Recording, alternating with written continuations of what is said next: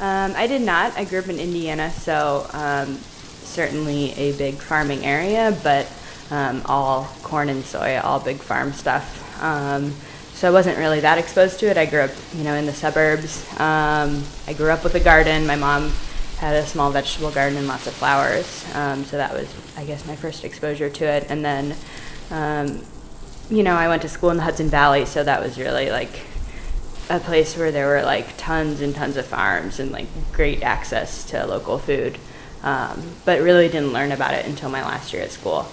And just a little bit by going to farms and whatnot. And then really it was when I was living in Maine, I got more into the farming scene, and the restaurant I was cooking at had 2 hoop houses and about 1.5 acres of vegetables, and we raised 6 hogs and chickens. So that's where I really got into it, and it was a much smaller operation than what we're doing here, but was really able to kind of get my hands in it and really be a part of the whole process of growing the food and cooking the food and presenting it to someone.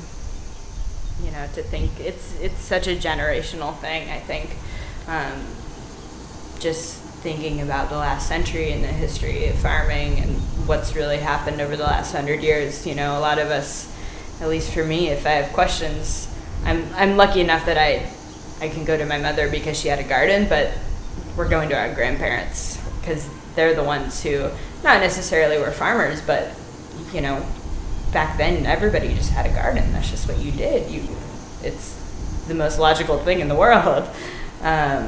So it's encouraging that there are young people doing this, because young people have to be doing this if we're gonna keep eating, really. So it's great that we're all sort of figuring this out.